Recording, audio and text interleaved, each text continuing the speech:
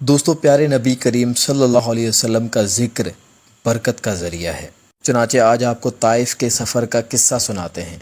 نبوت مل جانے کے بعد 9 برس تک نبی اکرم صلی اللہ علیہ وسلم مکہ مکرمہ میں تبلیغ فرماتے رہے اور قوم کی ہدایت اور اصلاح کی کوشش فرماتے رہے، لیکن تھوڑی سی جماعت کے سوا جو مسلمان ہو گئی تھی اور تھوڑے سے ایسے لوگوں کے علاوہ جو باوجود مسلمان نہ ہونے کے آپ کی مدد کرتے تھے۔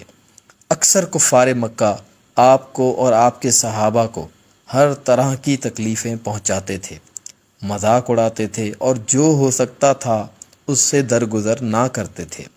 حضور پاک صلی اللہ علیہ وسلم کے چچا حضرت ابو طالب بھی انہی نیک دل لوگوں میں سے تھے جو باوجود مسلمان نہ ہونے کے حضور پاک صلی اللہ علیہ وسلم کی ہر قسم کی مدد فرماتے تھے۔ 10ویں سال میں جب حضرت ابو طالب کا بھی انتقال ہو گیا تو کافروں کو اور بھی ہر طرح کھلے مہار اسلام سے روکنے اور مسلمانوں کو تکلیف پہنچانے کا موقع ملا۔ حضور پاک صلی اللہ علیہ وسلم اس خیال سے طائف تشریف لے گئے کہ وہاں قبیلہ ثقیف کی بڑی جماعت ہے، اگر وہ قبیلہ مسلمان ہو جائے تو مسلمانوں کو ان تکلیفوں سے نجات ملے اور دین کے پھیلنے کی بنیاد پڑ جائے۔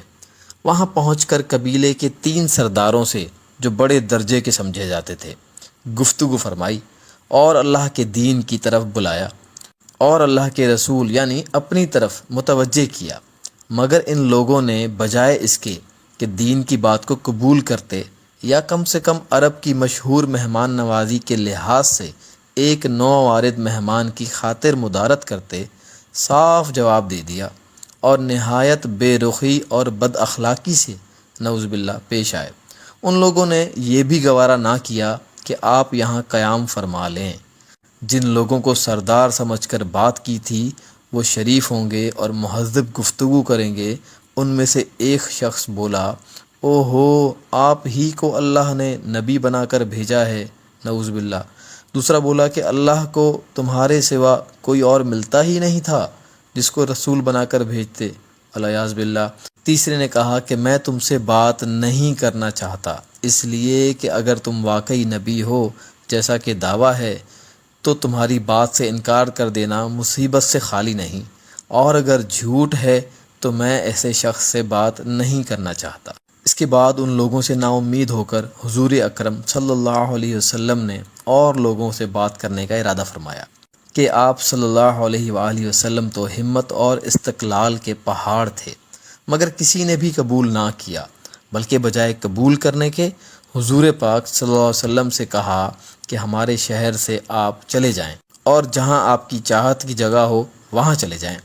حضور پاک صلی اللہ علیہ وآلہ وسلم جب ان سے بالکل مایوس ہو کر واپس ہونے لگے تو ان لوگوں نے شہر کے لڑکوں کو پیچھے لگا دیا کہ آپ علیہ الصلاۃ والسلام کا اللہ معاف کرے مذاق اڑائیں، تالیاں پیٹیں، پتھر ماریں، حتیٰ کہ آپ صلی اللہ علیہ وسلم کے دونوں جوتے خون کے جاری ہونے سے رنگین ہو گئے۔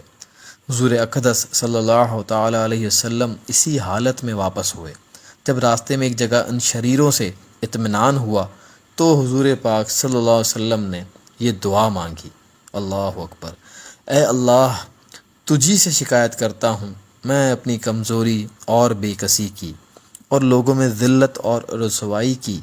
اے ارحم الراحمین، تو ہی ضعفاء کا رب ہے، تو ہی میرا پروردگار ہے، تو مجھے کس کے حوالے کرتا ہے؟ کسی اجنبی بیگانے کے جو مجھے دیکھ کر ترش رو ہوتا ہے، منہ چڑھاتا ہے، یا کسی دشمن کے جس کو تو نے مجھ پر قابو دے دیا؟ اے اللہ، اگر تو مجھ سے ناراض نہیں ہے تو مجھے کسی کی بھی پرواہ نہیں ہے، تیری حفاظت مجھے کافی ہے۔